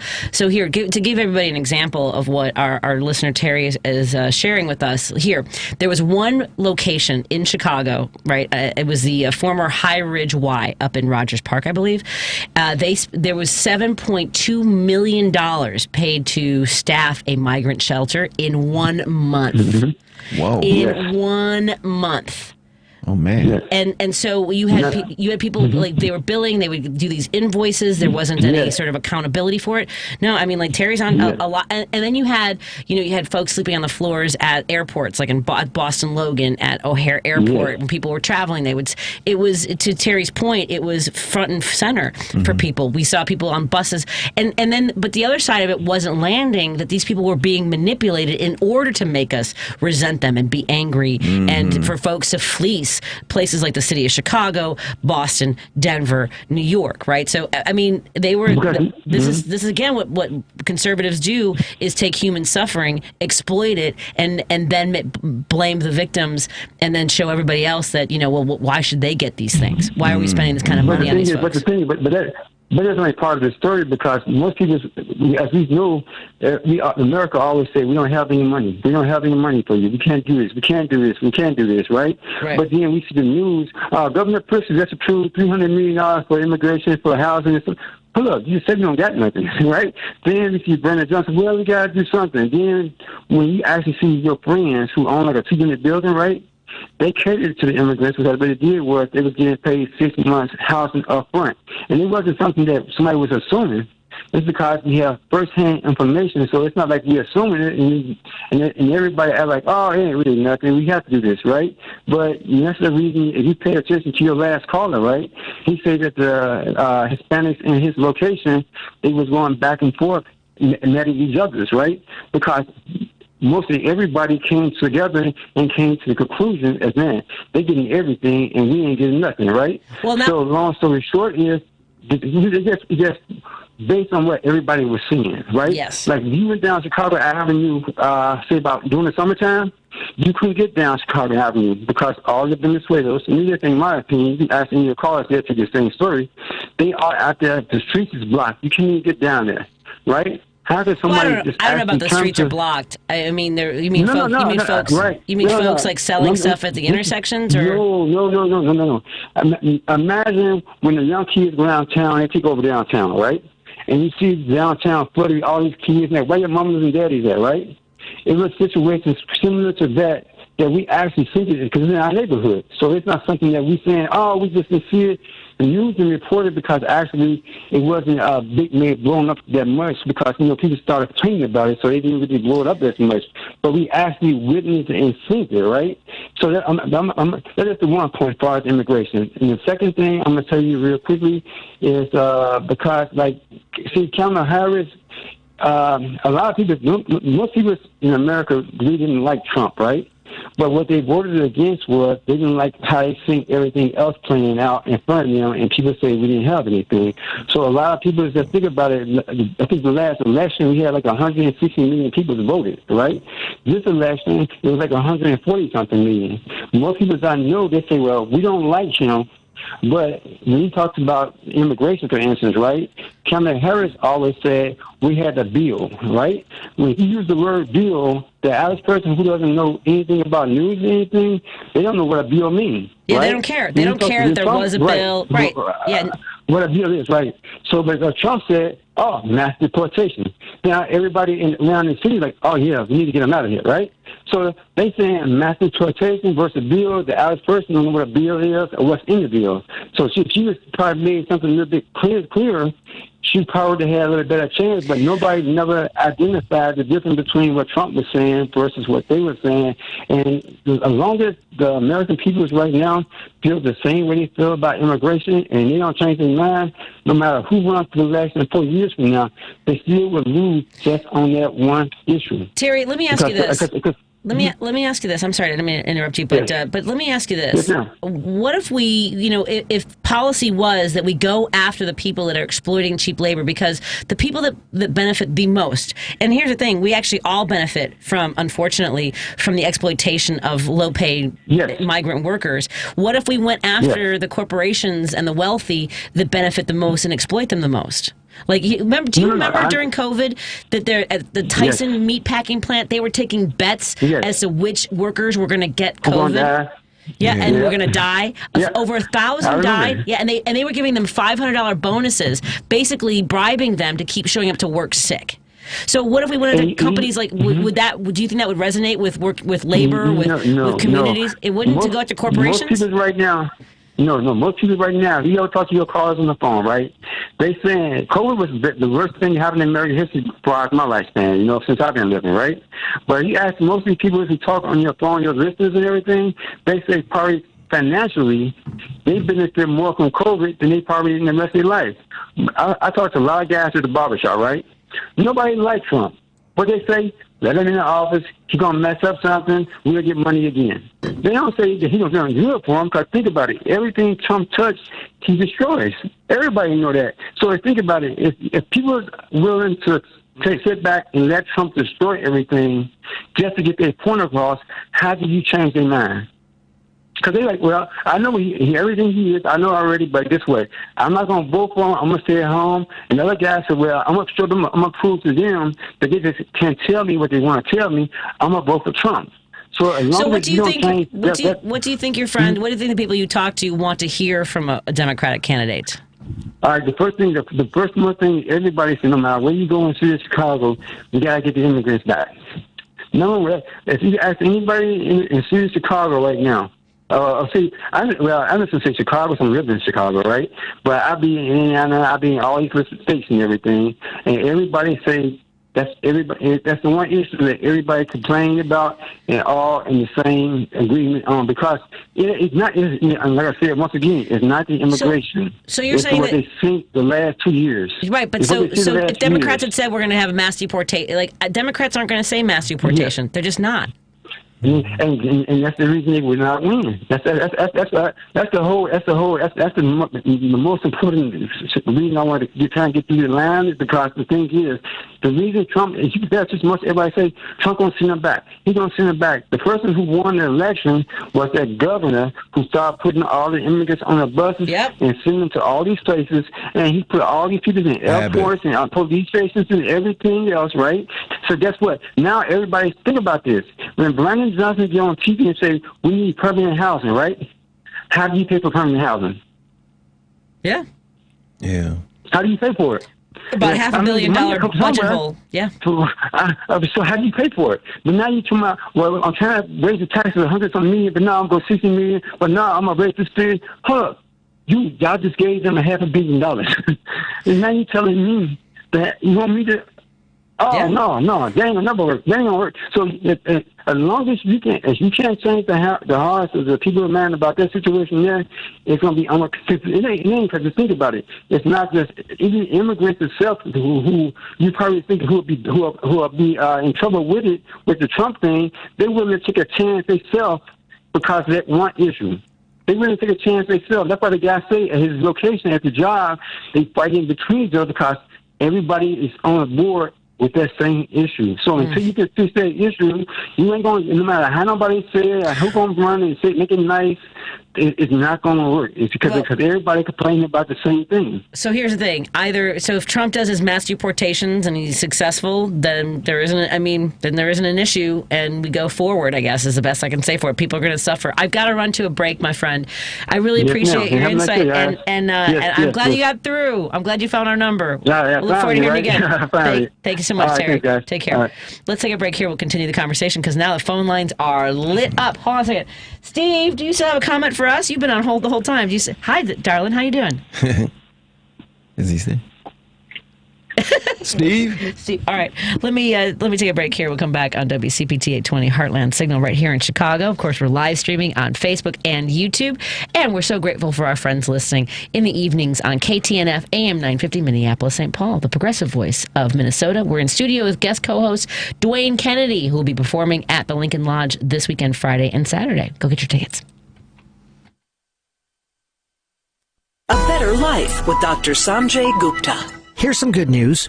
According to one prominent researcher, empathy is actually on the rise right now, especially in younger people. This is something we can and should all work on. And here's how you can do it, according to psychologists Edward Brodkin and Ashley Palatra. First, start by practicing a skill they call relaxed awareness. It's the ability to be aware of yourself, your conversation partner, and the conversation, while maintaining a relaxed state, not overtaken with emotion. Then, listen not just to someone's words, but the feelings that come with them. Try to understand where someone's opinions and positions stem from, and how they arrived at that perspective. Finally, mutual responsiveness involves meeting other people where they are, engaging really in the back and forth flow of a conversation. I'm Dr. Sanjay Gupta, helping you live a better life.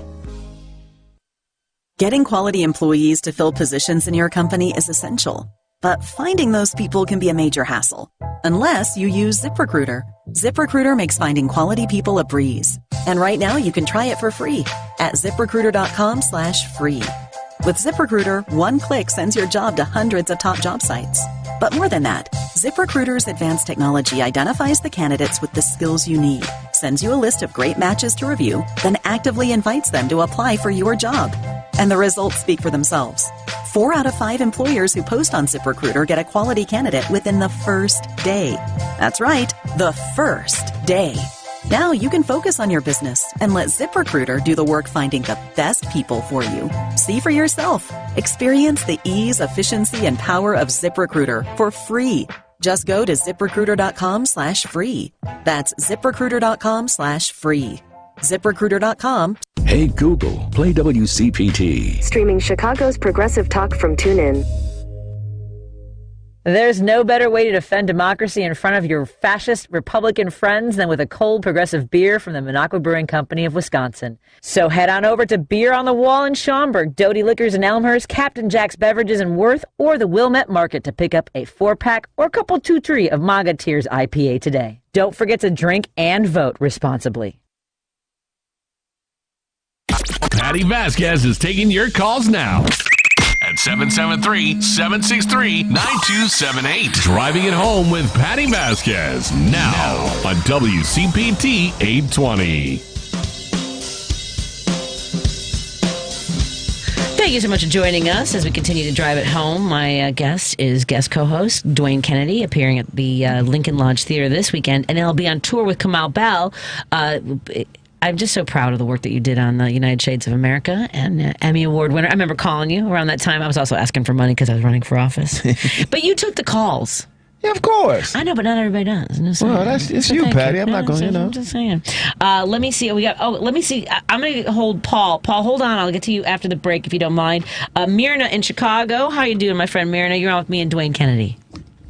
Hi there. I wanted to ask Dwayne. Dwayne, a few days ago you mentioned something about speaking, referring to the northern border, about how they figured out who to stop to question because if they suspected they were illegal. Right. Can you repeat that? Oh, I don't remember the gist of it was. What was I talking? Was I talking about the fact that I was up near the northern border and there's no heavy security like it is at the southern border? Yeah, and somebody else was. I think we were talking to somebody about how you could just go back and forth. There isn't. Yeah. And one time when me and my significant other were up in upstate New York, and we were literally at some park. I don't know where we were at, but we could look across the river into the backyards of people in Canada. Right. And I asked the cat that was the attendant, I said, well, what do you do if people try to come over here? Oh, they come over all the time. They just call ahead and just say, we're going to be coming over to the United States. We're going to have a dinner and a movie. And that's it. Right. No problem. The Border Patrol in the northern. There was no border, but there was nothing. You could, because I asked her because she can swim. Like I said, could you swim from here to Canada? Where I said, oh yeah, you could swim over there. You could take a boat over, and this person who worked on the state side in the park said people do that all the time. Okay, my reason for questioning is because we have a judge. He's retired now, Judge David Serta. He was the first Latino judge in Illinois. His late wife, Maria, now he's of Mexican descent. His late wife, Maria, was the first Latina on the Chicago Board of Education. She was Puerto Rican. Back in the 80s, during the time that Harold Washington was the mayor, she was dropped off by her driver at her job downtown. Now, again, fully dressed like a professional woman, driven by a personal driver. She was stopped as she left her car by INS agents who harassed her because they thought that she was here illegally. And she's Puerto Rican, so she's a citizen. Yes, and she told them they couldn't understand that. That concept to them was just over their head. They could not understand. So they're racist and ignorant. Yeah. And I'm thinking, okay, the woman's dressed to the T, driven by somebody in a really nice, like a, beautiful car, and they're going to think that she's here as an illegal? Are you kidding me? Right. And to not know that Puerto Ricans are Americans. Right. And the fact that regardless of what kind of car she was in, if she was in a grocery cart being pushed, that's not the issue. The issue is she's a citizen and she has the same rights as everybody else, and the people who are questioning her are ignorant and racist, and they're making it incumbent upon a person to prove something that she doesn't have to prove. Yeah, so my thing is, what qualifiers are they going to use to stop people, to question them? There won't be qualifiers. The qualifier will be, I thought, so I did. I acted out of my own ignorance and animus. So, I mean, do all of us dark-haired people have to start wearing blonde wigs? You so know? we're not confused with Latinos? Well, I tell you what. Maybe I was telling you this story when I was on the southern border in Arizona and with United Shades, and we were driving across, and we would stop by immigration because they're checking everybody. I said, so if they looked in the car, they looked at us, right? I said, so, but if you look Latino, if you look of a certain way, then you get stopped, right? Oh no, we don't do that. Come on. Yes, you do. Yes, you do. Why? If you didn't do that, why were you stopping us? Exactly. Yeah, what are you talking about? Oh, man. Oh, Myrna. Oh, boy. You know what I mean? And here it is. People, if you want to take it way back, what are you doing here? The Europeans, what are you doing? How is it you come uninvited, undocumented, steal everything, and then you ask for everybody else's ID? Now you're checking IDs. Who are you? Who are you? Exactly. And the funny thing, I haven't been able to find anything recently, but a couple of years ago, and this was on all networks in news, that I keep saying INS, which people know now as ICE. This came from them. Their report was that the highest number of illegal aliens were from Canada. Yeah. They came here, their expired visas, they never went back home. Yeah, I knew some cats from there. Yeah, but nobody looked at any of them. Because they're white. Because they're white. Because they're white. November 30th this year, 2 people from Canada have been arrested on drug charges after Illinois State Police seized more than $40 million worth of cocaine from a semi-trailer truck near the Iowa state line on Friday. That was Patty, November. Patty, this is the best part. They're Asians. The 2 men were Asian guys. Yeah, not Hispanic, not Latino. They were Asian guys. Vanpreet Singh and Manpreet Singh? I don't know what you mean. There were 2 Asian guys that they stopped. Yes, I understand. Yeah, so I'm like, okay, so is that like stereotyping? I have terrible jokes in my head. They thought they were coming to do some math problems. See? It's because we're considered to be the drug dealers in there. Oh, yeah.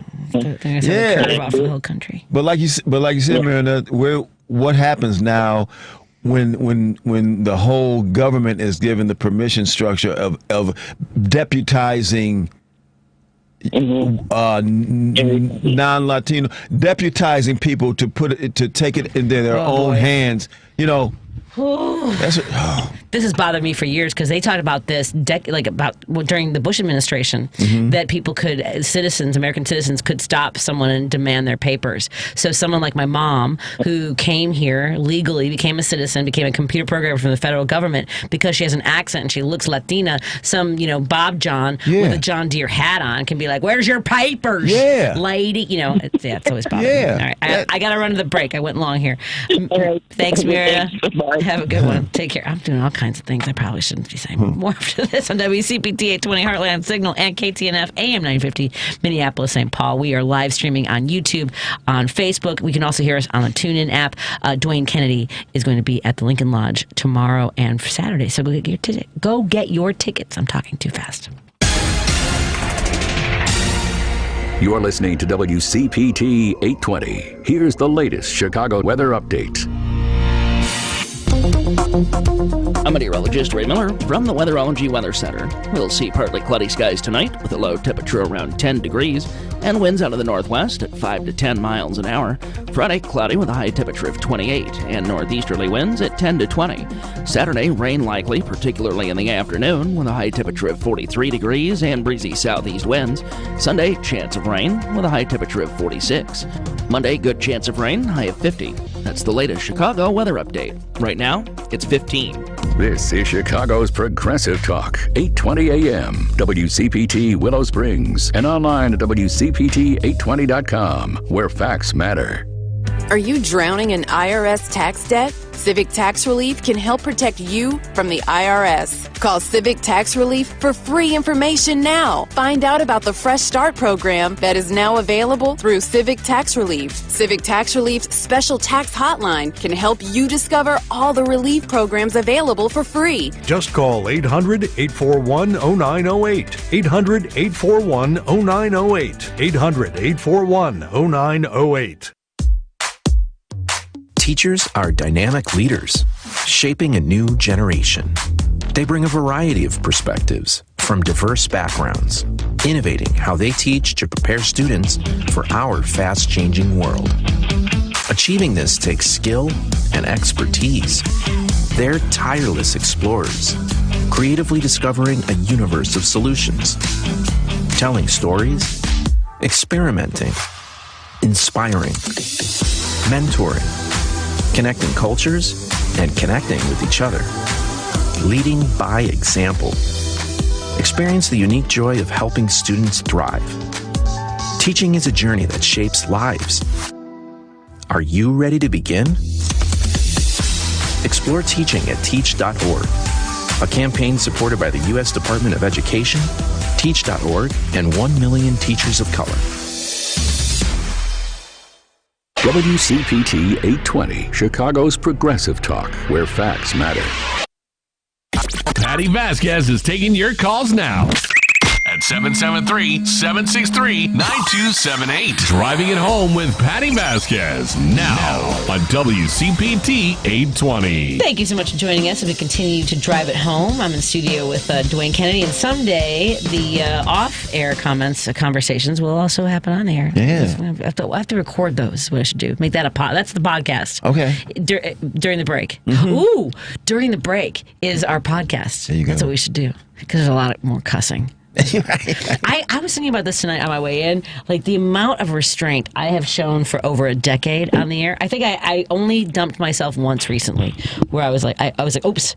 Yeah. Oh yeah, I never understand how that works either. I have a button right here, so it goes back 7 seconds. So we're on a delay. Right. So everything we say right now is 7 seconds behind when it actually happens in real time. Maybe 14 seconds because I've been told I have 2 shots at this. So I hit the button, it goes back. It doesn't go on the air. It does go on the live stream. Okay. So but that's a different sort of beast, as it were. Right. So it goes back and they don't hear it. Okay. And I could just ignore it, but usually I'm like, I have to tell the caller or the guest, please don't do that again. Otherwise I have to get rid of it. Oh, Matt's coming in to explain the 7 second delay. 3 5 seconds. We have 3 5-second delays. Don't tell me I have 3 shots at it, Matt. That's terrible. Have you ever missed all 3 times? Or No, you just couldn't never. get to the button? Well, Never. if in doubt, Hold on. twice. Hit it twice. Oh, if in doubt, hit it twice. Yeah. Bang, bang. All right, and then. 10 seconds. But it's also better that I make sure the guest knows or the listener Let's give knows. it a shot. You mother! No, okay. Matt just got. Did you see how pink he got? Go! So blushing. All right, let's get to now. Paul from Seattle. I think we can trust to not make me push the dump button, but we never know. Give it a shot, Paul. How you doing? You're on with me and Dwayne Kennedy.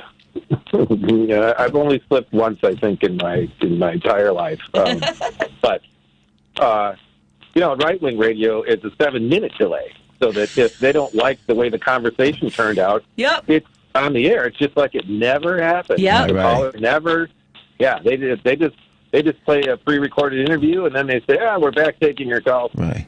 Anyway, I was listening to Roosevelt, about an hour ago, was asking, well, why did the billionaires come here? And he says, well, one reason is, they don't really have to pay taxes here. But the other reason is why the billionaires come here is because this is where we're privatizing government. Yeah, you can buy the government. Where we're putting, that's where we're putting public tax dollars into private hands, and that's how they become billionaires. So listen to this. Okay. Social Security and Medicare are not entitlements. They call them entitlements, but they're not. As per a Supreme Court ruling in 1970 known as Goldberg versus Kelly, the Supreme Court defined what an entitlement is. Okay, so an entitlement essentially is this, is a benefit, a government benefit, to which the beneficiary party, that's the one who gets it, doesn't pay into directly, but is entitled to by the criteria of the application process. So Social Security, Medicare are earned benefits. We pay into them directly, right, through your payroll taxes. But something like, welfare or SNAP, food stamps, those things we don't pay into directly, but if we qualify when we apply, we're entitled to it. So it's called an entitlement. But there are some other things that are also entitlements, like military contracts. You see, when you want a military contract, you have to apply to the government to make some certain military materiel, and that military materiel they cannot sell on the commercial market. So it's not like the government's buying something off them. They have to apply to it, and if the government approves their application, you get to be a military contractor and earn billions of dollars. Now, guess who else are entitlements? Are Medicare Advantage providers. Same thing, because they can't sell those insurance plans on the commercial market. They only get the money from Medicare. So, in other words, the money that you and I get from Medicare is not an entitlement. But the money that the Medicare Advantage provider gets from Medicare is an entitlement. And so the billionaires are the biggest entitlement, gluttony, greedy slobs. That's how they get to the, and that's the whole thing now is privatize the government and use the power of revenue, of taxation, to raise revenue, to put that in private hands. And by the way, charter schools are the same thing. You raise public tax dollars, and you give it to private, put it in private hands. That's how the billionaires get rich, and that's why they come here. Can I ask a question? Because you do a lot of research and process a lot of these things. You struck a nerve with me about something about billionaires and greedy and slobs, and it made me think of BlackRock. Just because, and BlackRock. So I immediately Googled them, and they have purchased like $500 million in ETFs from. So there's a lot of ETF movement going. BlackRock, Fidelity, collecting up a lot of all these. Because ETFs, I still can't wrap my mind around, and I think that's part of the problem. Is that this feels like the next crisis that we don't have a handle on at all. What are your thoughts? BlackRock, you mean the hedge fund? Are you the what? BlackRock is like this massive hedge fund. They own like stocks and pretty much everything. They control a lot of what is out there in the world. Yeah. Oh, yeah. It's the strategy is to, when you think about it, the strategy for the right wing and the billionaires is to just get government to put our tax dollars in their pockets. That's why they want to privatize. That's why they want to privatize Social Security, and why they want to do it so soon, and why they're telling you it's not going to be there. See, Social Security, the trust fund has about $3 billion in it, but that was the Social Security never had a trust fund before. It didn't start until 1983 when Ronald Reagan and Tip O'Neill agreed that the baby boomers, because there's so many of us, have to pay for ourselves. So they created a surplus. But our parents, in our parents' day, there was not a trust fund. Well, why do they want to get their hands on it? A couple reasons. They want to invest it while it's still there, right? Because it will be drawn down by 2035 when the baby boomers retire. But the other thing is there isn't enough in the trust fund because what was not anticipated is that wages were going to be as low as they are. So the trust fund it should be $6 trillion. $6 trillion. I said billion. It should be $6 trillion, not $3 trillion. But wages have lagged behind. So in other words, if wages were higher, you pay more into the Social Security trust fund because your percentages would be the same, but on a higher amount. The banksters, as Tom Hartman calls them, they want to get their hands on that so they can invest it. And by the way, do you think that the profits they make on it, they're going to give back to you? No. Like you're going to say, "Oh yeah, we really made out on the profits that the banks made on our Social Security trust fund." The other thing is the reason they want to get hold of it is that the Social Security trust fund is actually a creditor of the national debt. So they have to pay it off. In other words, they have to pay that back. Right. The federal government has to pay the Social Security Trust Fund back, the money they borrow from it. And if you cut benefits, well, then you don't have to pay it back. Exactly. Back. Yep. That's the goal. So that's... Yeah, I mean, this is all it's about. It's putting private money and public money in private hands. Yes. Yep. Privatize it all. Whether it's our health care, our basically everything that FDR built in order to make sure that we made it out of dire times, including recessions and war, and apparently now Trump. We have to hold the line. Thank you so much for calling, Paul. I got to get to some other callers. Have a good night. Yep. Take care. Thank you. You too. Let's get to Steve in the Gold Coast. Steve, how are you doing, my friend? What's on your mind? You're with me and Dwayne Kennedy. Couple of points. One, I think Paul is referring to Gen Xers. Baby boomers have been retiring for decades. The first baby boomer was born in 1946, so you just do the math. But Gen Xers are entering that stage now in the years to come. So when, yes, I guess we're part of that, Patty. So yes, hard to think of yourself as retired, but yeah. It's going to be another 20-some years, 30, yeah. Yeah, and I do respect a previous caller wanted to talk about the immigration issue. However, this notion that the single largest group are Canadians who are here as undocumented individuals, no. According to every study, the three countries that constitute 85% of all people who are here, who are undocumented, illegal, however you want to call it, are from Guatemala, Honduras, and Mexico, first and foremost. So that's 85%. The other remaining 15% are from every other country in the world. So, let's be fair and intellectually honest about where people are coming from. As of a couple of years ago, approximately, I think that Cori Bush had put out something about undocumented Canadians a few years ago. There are, as of 2021, so this number is, I don't know if it's gone up or down, because if I were Canadian, I'd be like, oh, let's get the hell out of here. Approximately 60,000 Canadians live in the United States undocumented. Yes, exactly, versus millions of people from those other countries. So, yeah, that's the point I'm trying to make. I mean, and let's be serious.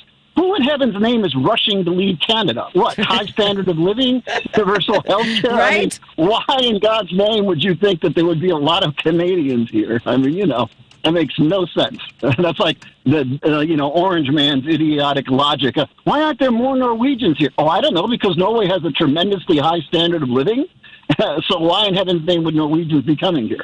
But that's typical Trump. But the thing is, he was saying they would be welcomed here. That's the thing with him, is that if they chose to come here, they would be welcomed. Yes, exactly. There's this notion about how we should need to define what is fair. And one of my problems with this, and I'm the son of immigrants, people who came here legally, and we have relatives. And over the years, a few of them have asked, hey, if I came there, could you guys help me out? And we're like, okay, wait, you want to come here without any permission? You mean you're just going to come here and then we're not going to, you're never going to leave, essentially. And how about helping me out? We're like, no, that's not the right way to do it. There are people in Africa, Asia, Europe, Central South America, all waiting, sometimes more than a decade, 15 years. That's not odd at all. And this idea that, well, if you can just get here and if you stay long enough, well, we'll just kind of forget the whole thing and you can stay. No, that's fundamentally unfair to the people who are waiting in line to do it the right way. So that's my problem with this. Yeah. Look, my big problem is that a lot of folks wouldn't come to the United States if they weren't if big corporations didn't want to take advantage of cheap labor. My big problem is that this whole thing started by people who came here and didn't leave. That's my big problem, is that people who came here who were not asked to come here and took everything, and they didn't leave, and then they made the rules for everybody else who followed suit. And did it globally. Yes. Colonizing. Traveled everywhere where they did not belong and did not leave, and changed the rules and genocide and changed everybody's culture and made them accommodate them, and they didn't leave. That's my issue. So I take it back. And to be fair, with regard to those, there are about 10% of people in this country who are of that group. So when we're talking about those individuals, the people of French, English, Spanish extraction. The vast majority of Americans who are quote unquote Europeans, we're not involved in any of that. No, the Germans were not. The Ukrainians, Russians, Serbians, so forth. Right. I mean, those people are white people in this country. They were not part of any sort of colonization movement around the world during that age. They came here, and in fact, the word slave in English language comes from Slav. Slavs, right? That's how, exactly. So I mean, yes, I understand what you're talking about. There's a sliver of white people, and if you want to blame somebody, then that's them. But it's not the vast majority of white people who are also oppressed by those same individuals, because people like Hitler and so forth, going back generations, centuries, thought of Eastern and Southern Europeans as not being authentically white enough, or white at all. Right. They didn't think of Italians as white. They didn't think of the Irish as white. Yeah. Exactly. Right. Yeah. And look, yet we have folks who white first, white power, who believe that the original whether it's the founding fathers or I just never in my lifetime thought I would see people saying that the indigenous people were stupid and lazy or didn't accomplish that much, so conquering them. That's what I've been seeing in the last couple of years. I was like, I didn't know we were at that part of. It's amazing. This is the 100th anniversary of that famous march in Washington D.C. And you can look up pictures online. And it was the time when the Klan openly was involved in every part of society in America, and judges and representatives and so forth were served. So they had that huge march, and this is the 100th anniversary of that. That Klan was marching to not just to protect their view of society with regard to African Americans, but against Jews, Slavs. They were white Anglo-Saxon Protestants. Against Catholics, they did not want the Irish there. Exactly. So it becomes very nuanced and complex. And as you're pointing out, it's sad that their grandchildren or great-grandchildren are now part of that movement. Like, you do realize a century ago that your people were being... But if you say that to them, that was a mistake, and, they obviously didn't know what they were talking about. They didn't mean us, just like now. Yeah, they didn't mean us. They were wrong. But these people, what we want to do to these people, that's different. Right. Yeah. Thank you, Steve. Always appreciate your perspective. Thanks, Steve. Good to hear from you. Thank you. Have a good night. Always good to hear from all of our listeners. Yeah. And then, because Rachel's been on hold for a while. Rachel, you're on with me and Dwayne Kennedy. What's on your mind, my friend? Good evening. Very spirited conversation. Very intelligent people calling in. I appreciate that. Always love WCPT. So I just wanted to hit on a couple of things. Project 2025 talks clearly about the need for middle class, and lower middle class people to pay more. Yep. There's this notion that we don't pay more. So when Trump claims that, I don't know about the prices or getting them down, or it's going to hurt a little bit. No, it's built into the plan. Right. I'm so sick of the lies coming out this man's mouth, and he's telling everybody, I lied about everything. Forget it, you know. And then as far as our Hispanic brethren and sisters, oh my goodness, I was telling your screener, I was like, as an African American, I really, I try hard to consider other people's issues, not just my own. And when I have all these other groups who voted against their own interests this time around, and it seems like all they care about is their issue. Well, that's primary, that's chief. But, I just really think that we need to, self-examine our Democratic Party, our allies, and if you're not caring about the bigger picture, then I don't need you on my team. Rachel, I'm tired of it. That is so true. I tell you this, I don't know how you feel about it. For me, as a black person, that black folks in the aggregate, not every single, but accommodate and welcome everyone else, and everybody uses us to ascend, to step over us, and we come at everybody else's expense. Like, you welcome Latinos, and I'm not saying every single Latino, because there's a lot of Latinos, but the fact that 55% of Latinos would then vote for Trump, and here we are, like you said, It does. And if I could just wrap up and just, when I went to D.C., I went to the Holocaust Museum, and I was really touched by this little saying, how you buy pens, magnets, and stuff for your refrigerator and stuff. But the German pastor, what is his name, Martin Niemöller, and forgive me if I'm ruining his name, but his writings, first they came for the socialists, and I did not speak out because I was not a socialist. Mm-hmm. Then it came for the trade unionists, and I'm sorry, forgive me, and I didn't speak out because I wasn't a trade unionist, and you guys know the rest of this quote. Right. But what I'm saying is that when you only care about your issue, when you only care about you, they coming for you too. Right. Yes. Right. They coming for you too. Right. Yes, and Rachel. We got to stop this. We got to stop this. You're right. But we got to self-examine who we considered our allies and our our party. Right. And weed out.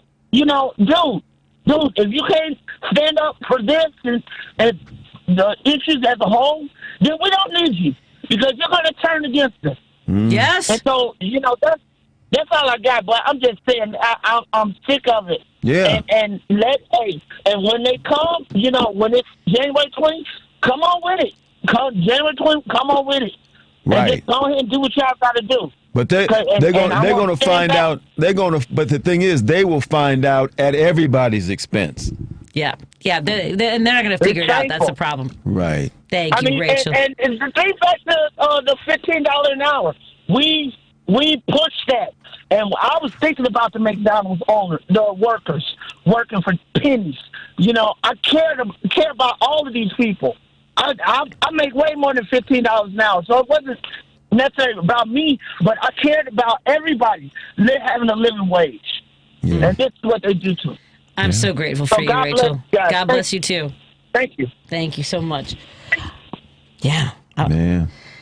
I hate to tell you, Al, you got to follow Rachel, and I only have about 30 seconds left. What's on your mind, my friend? I'm so sorry to keep you on hold so long. What's going on? It happens. Well, I was going to say that they got the wrong man of the year because it should have been the unholy trinity, which are the oligarchs, the Christian nationalists, and the fascists, all put together, all working together to control our media, which has been talked about all day. Because I'm one of those big people that say all the problems we're having and all that we're talking about are all being caused by media, and that's TV, radio, internet. Everything. All the more reason to be here with us. Right. Al, I look forward to talking again. Lady B's she's gonna have me if I don't get this wrap this show up. But Al, I'm so glad you got it in. You're absolutely right. That's the Holy Trinity, not the unholy Trinity. Thank you. Right. Yeah. Take care, Al. Okay. Thank you. Yeah. Bye. Bye. And I have to make sure that folks know that coming up tomorrow on Choose Views, Richard Choose, of course, taking your calls, and he'll have Karen Byrne of True Blue Politics tomorrow morning. And Joan is talking to Spencer Critchley, author of Patriots of Two Nations. Dwayne Kennedy is appearing at the Lincoln Lodge this Friday and Saturday. It's tomorrow and Saturday. Go to Lincoln Lodge's website and get some tickets. Lady B, I adore you. Dwayne will be back tomorrow. You coming back tomorrow? Yep. You're coming back to play with Ken Mejia. Beal will be with us as well. Thank you so much. Randy Rhodes is up next, followed by Matt McNeil. Bye, everybody. Is credit card or other debt making it difficult to pay your rent or mortgage? Home insecurity is often the unintended consequence of an inability to pay mounting credit card debt, student loans, or medical debt. But by working with a nonprofit credit counselor, you can avoid or reduce the risk